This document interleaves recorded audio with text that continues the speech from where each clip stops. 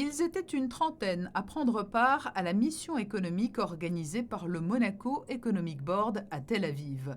Tous représentent les différentes facettes de l'économie monégasque. Banques, nouvelles technologies, immobilier, assurance, ameublement haut de gamme, sociétés de conseil ou d'événementiel ou même cabinets spécialisés dans la recherche d'héritiers.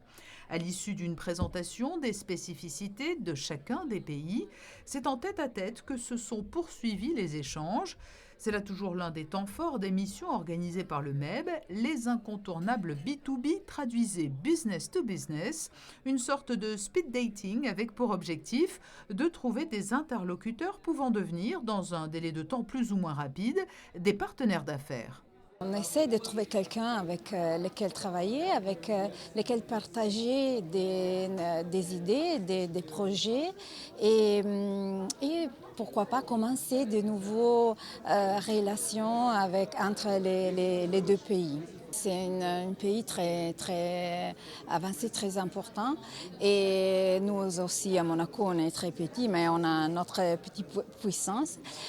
Oui, ici, ils sont vraiment très focus on cette new start-up, cet réseau technologique et tout ça. Ils ont un potentiel incroyable, l'une des plus forts et connues au monde.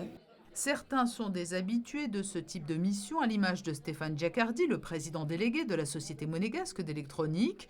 Pour d'autres, il s'agissait d'une première.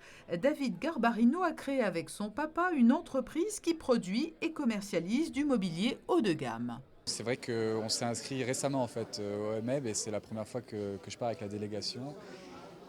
L'occasion s'est présentée, c'est vrai qu'on travaille peu avec le Moyen-Orient je trouvais ça c'était une évidence en fait de partir sur cette mission-là du moins. Et c'est vrai que c'est très intéressant en fait, de s'intégrer à ce milieu. C'est drôle, tout le monde se connaît, ça fait un peu famille. C'est vrai que là je suis le Benjamin en fait, de la délégation. Donc, et c'est vrai que c'est plutôt très bien organisé. Je sais que mon père à l'époque aussi faisait partie de l'ancienne CDE et je sais qu'avec l'impulsion de M. Dota, je pense qu'il y a eu pas mal d'évolutions ça semble assez évident, quoi. Comment s'est déroulée cette session de rendez-vous dans cette salle ici à Tel Aviv? Plutôt bien. Il se trouve qu'effectivement, alors à la base, j'avais entre guillemets malheureusement peu d'interviews de prévues, mais c'est vrai qu'avec la proximité et le cadre et les gens qui viennent, c'est vrai que les tables discutent entre elles et j'ai eu deux entre guillemets rendez-vous en plus qui n'étaient pas prévus et qui étaient peut-être même plus intéressants que le premier qui était planifié. Ouais. Pas moins de 100 rendez-vous étaient planifiés et au total, ce sont finalement plus de 130 tête-à-tête qui se seront enchaînés en quelques heures. I met here with 2 banks and 3 law firms. J'ai notamment rencontré ici 2 banques. Ce que j'espérais en venant, c'était de nouer des relations avec des professionnels de Monaco dans 2 optiques. La première direction, c'était de trouver des investisseurs monégasques voulant s'implanter en Israël et travailler avec des entreprises que je représente, dont des banques. Et l'idée, c'était donc d'identifier de potentiels investisseurs. Et d'un autre côté, nous avons des clients israéliens qui sont dans le domaine des nouvelles technologies, qui pourraient être intéressés par les services et avantages qu'offre Monaco. Philippe Verdier est bien connu en principauté. Il est l'un des fondateurs de l'une des plus belles réussites d'événements à vocation humanitaire à Monaco. Coureur de l'extrême, il a créé la No Finish Line, cette course d'une semaine au cœur de la principauté.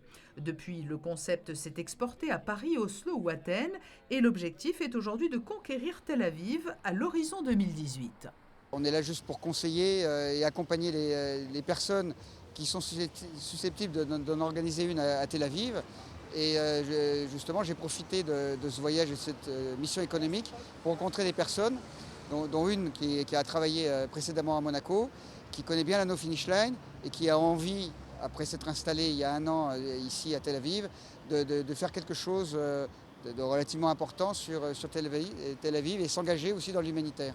On voit déjà beaucoup de gens qui marchent, qui courent sur cette promenade au bord de la mer. Donc il y a un cadre exceptionnel, un temps exceptionnel, un circuit qui peut être plat, éclairé en plus, donc où il y a toutes les commodités.